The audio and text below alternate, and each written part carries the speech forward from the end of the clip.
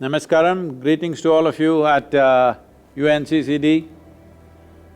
One fundamental that most human beings have forgotten is that we are not different from the land that we walk upon.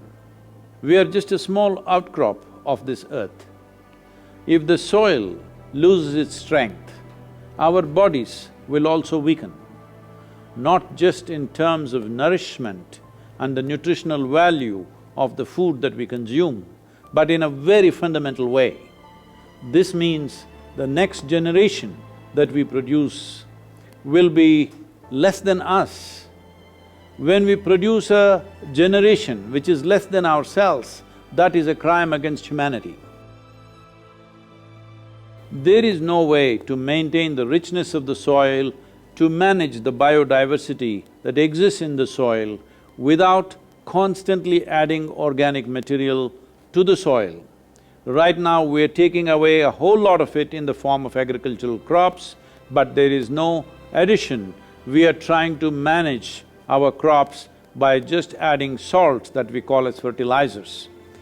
Without having substantial amount of green litter from the trees and the animal waste, there is no way we can revive this soil. It is important that we understand soil is the basis of who we are, and the best way to do this is, we have to put at least 50 to 60% of the world's soil under tree shade.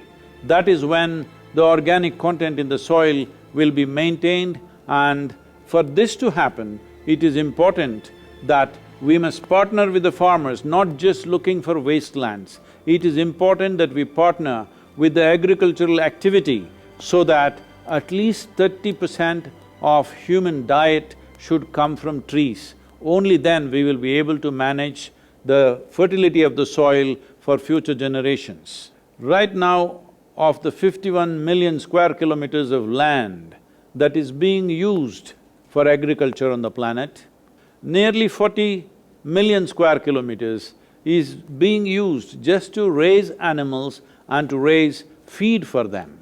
So this means nearly 77% of the agricultural land is just being used to service the requirement of meat consumption for human beings.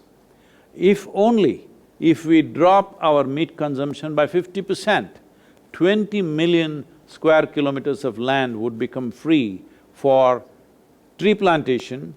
Tree plantation not just in a wild way, in a strategic way we can do it, that substantial amount of our food and also the animal food can come from the trees.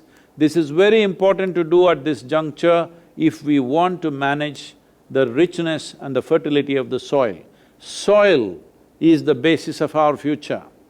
We may be talking about economies, we may be talking about stock markets, we may be talking about steel production, of oil production. Well, all this is fine, but the most important thing for the well-being of the future generations is these 39 inches of soil across the planet, on an average, 39 inches of topsoil. If we manage this soil with very rich organic content and biodiversity, that is where the future of humanity rests, and the mission on which the UNCCD is on is the most important mission.